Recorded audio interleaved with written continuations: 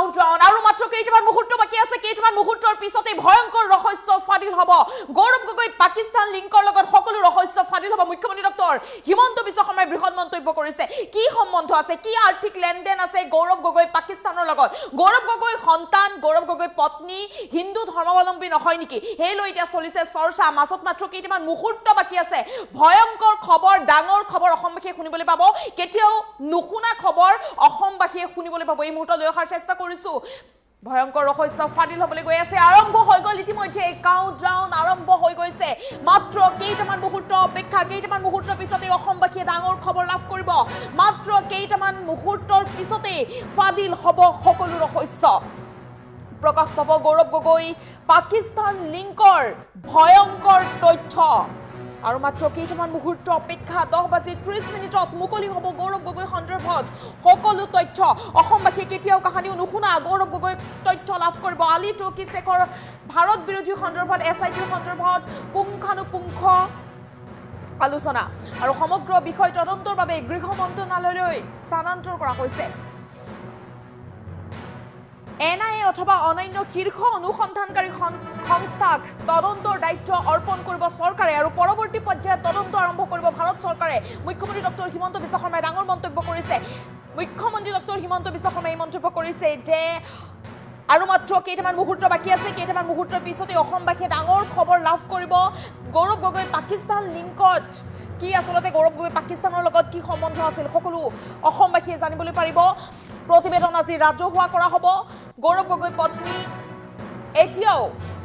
এতিয়াও পাকিস্তানত সক্ৰিয় বেংক একাউণ্ট থকাৰ ৰহস্য ফাদিল হ'ব শত্ৰু ৰাষ্ট্ৰৰ সৈতে এই আৰ্থিক লেনদেনৰ উদ্দেশ্য কি আছিল কিয় শত্ৰু ৰাষ্ট্ৰৰ সৈতে আৰ্থিক লেনদেন কৰিছিল বা শত্ৰু ৰাষ্ট্ৰৰ সৈতে কি সম্বন্ধ আছিল আচলতে গৌৰৱ গগৈ কিহৰ বাবে সম্পৰ্ক ৰাখিছিল গৌৰৱ গগৈ সকলো তথ্য ফাদিল হ'ব আজি মাজত মাত্ৰ কেইটামান মুহূৰ্ত বাকী আছে গৌৰৱ গগৈ পত্নী গৌৰৱ গগৈ দুই সন্তান ভাৰতীয় নাগৰিক নহয় নেকি সকলো তথ্য আজি পোহৰলৈ আহিব সকলো অসমবাসীয়ে জানিবলৈ পাৰিব আজি ডাঙৰ ৰহস্য ফাদিল হ'ব এজন ভাৰতীয় সাংসদৰ পৰিয়ালত 3 জনকৈ সদস্য বিদেশী নাগৰিক এয়া অতি ভয়ংকৰ কথা ডাঙৰ কথা বুলি ক'ব লাগিব সাংসদজনৰ পত্নী আৰু সন্তান হিন্দু ধৰ্মাৱলম্বী নহয় বুলি এতিয়া চৰ্চা চলিছে একাংশই চৰ্চা চলাইছে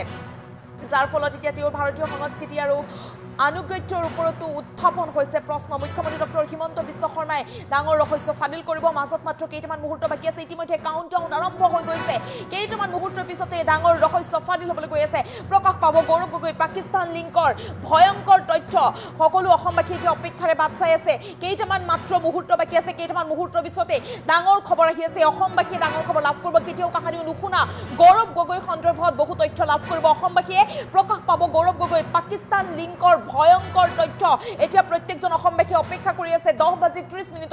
10:30 এই মুকলি হ'ব গৌৰৱ গগৈ সন্দৰ্ভত সকলো তথ্য মাত্ৰ কেইটামান মুহূৰ্ত বাকী আছে সমগ্ৰ অসমবাসী এতিয়া মনত ৰাখি থৈছে সময়টো সকলো এতিয়া সময় চাই আছে যে 10:30 কেতিয়া হ'ব 10:30 লগে লগে এটা ৰহস্য ফাদিল হ'ব সকলো তথ্য লাভ কৰিব অসমবাসীয়ে গৌৰৱ গগৈ সন্দৰ্ভত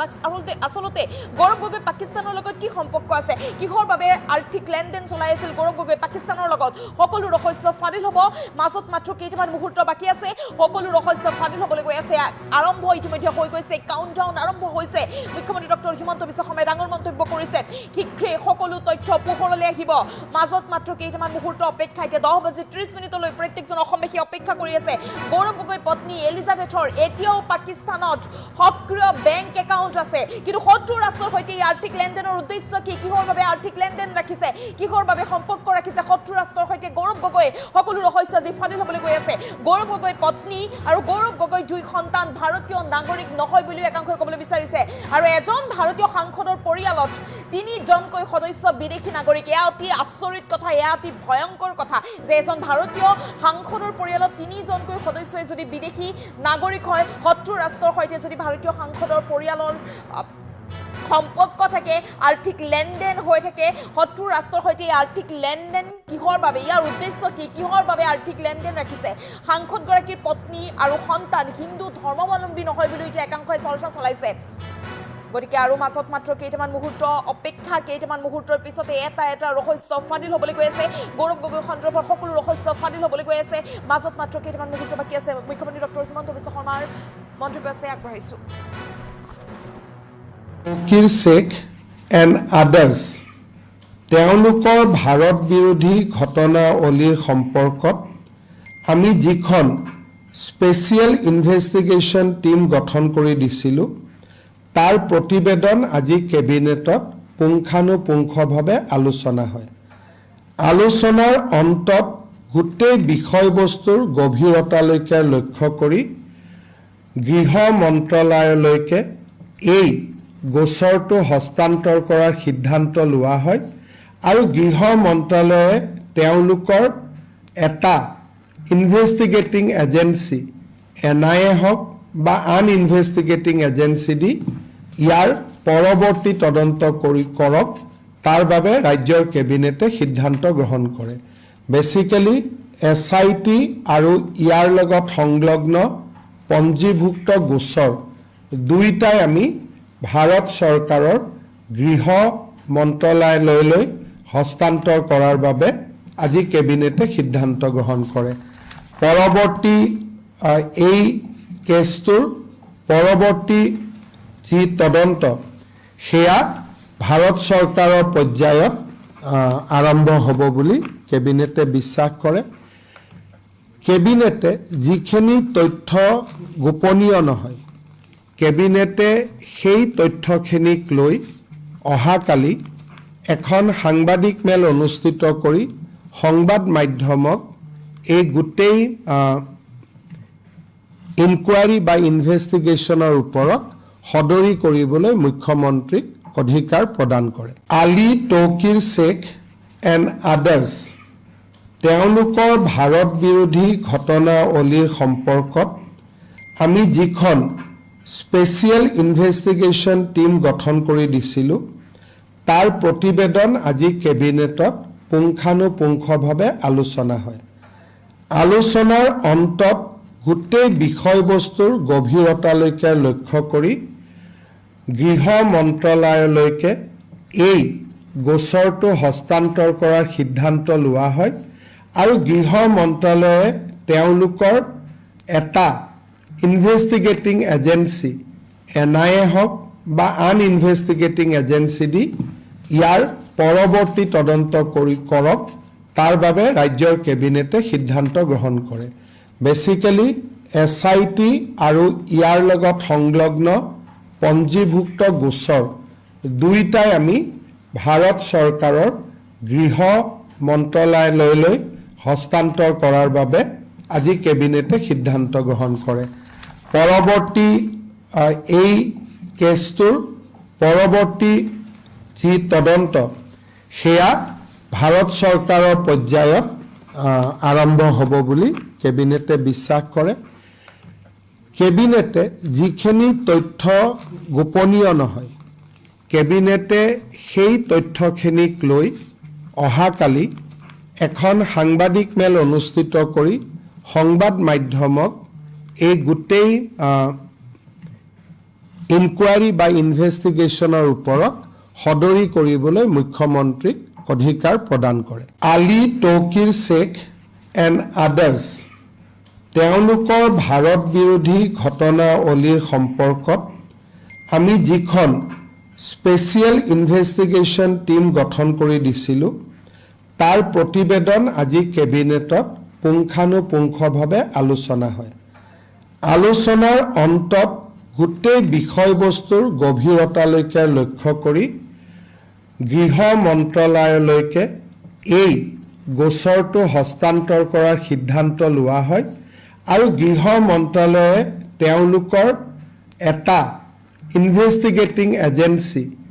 NIA হওক বা আন ইনভেষ্টিগেটিং এজেঞ্চি দি ইয়াৰ পৰৱৰ্তী তদন্ত কৰক তাৰ বাবে ৰাজ্যৰ কেবিনেটে সিদ্ধান্ত গ্ৰহণ কৰে। বেচিকেলি SIT আৰু ইয়াৰ লগত সংলগ্ন পঞ্জীভুক্ত গোচৰ দুইটাই আমি ভাৰত চৰকাৰৰ গৃহ মন্ত্ৰালয়লৈ হস্তান্তৰ কৰাৰ বাবে আজি কেবিনেটে সিদ্ধান্ত গ্ৰহণ কৰে। পৰৱৰ্তী এই কেছটোৰ পৰৱৰ্তী যি তদন্ত সেয়া ভাৰত চৰকাৰৰ পৰ্যায়ত আৰম্ভ হ'ব বুলি কেবিনেটে বিশ্বাস কৰে। কেবিনেটে যিখিনি তথ্য গোপনীয় নহয় কেবিনেটে সেই তথ্যখিনিক লৈ অহাকালি এখন সাংবাদিক মেল অনুষ্ঠিত কৰি সংবাদ মাধ্যমক এই গোটেই ইনকুৱাৰী বা ইনভেষ্টিগেশ্যনৰ ওপৰত সদৰি কৰিবলৈ মুখ্যমন্ত্ৰীক অধিকাৰ প্ৰদান কৰে। আলী তৌকিৰ শ্বেখ এণ্ড আদাৰ্ছ তেওঁলোকৰ ভাৰত বিৰোধী ঘটনাৱলীৰ সম্পৰ্কত আমি যিখন স্পেচিয়েল ইনভেষ্টিগেশ্যন টীম গঠন কৰি দিছিলোঁ তাৰ প্ৰতিবেদন আজি কেবিনেটত পুংখানুপুংখভাৱে আলোচনা হয়। আলোচনাৰ অন্তত গোটেই বিষয়বস্তুৰ গভীৰতালৈকে লক্ষ্য কৰি গৃহ মন্ত্ৰালয়লৈকে এই গোচৰটো হস্তান্তৰ কৰাৰ সিদ্ধান্ত লোৱা হয় আৰু গৃহ মন্ত্ৰালয়ে তেওঁলোকৰ এটা ইনভেষ্টিগেটিং এজেঞ্চি NIA হওক বা আন ইনভেষ্টিগেটিং এজেঞ্চি দি ইয়াৰ পৰৱৰ্তী তদন্ত কৰক তাৰ বাবে ৰাজ্যৰ কেবিনেটে সিদ্ধান্ত গ্ৰহণ কৰে। বেচিকেলি SIT আৰু ইয়াৰ লগত সংলগ্ন পঞ্জীভুক্ত গোচৰ দুইটাই আমি ভাৰত চৰকাৰৰ গৃহ মন্ত্ৰালয়লৈ হস্তান্তৰ কৰাৰ বাবে আজি কেবিনেটে সিদ্ধান্ত গ্ৰহণ কৰে। পৰৱৰ্তী এই কেছটোৰ পৰৱৰ্তী যি তদন্ত সেয়া ভাৰত চৰকাৰৰ পৰ্যায়ত আৰম্ভ হ'ব বুলি কেবিনেটে বিশ্বাস কৰে। কেবিনেটে যিখিনি তথ্য গোপনীয় নহয় কেবিনেটে সেই তথ্যখিনিক লৈ অহাকালি এখন সাংবাদিক মেল অনুষ্ঠিত কৰি সংবাদ মাধ্যমক এই গোটেই ইনকুৱাৰী বা ইনভেষ্টিগেশ্যনৰ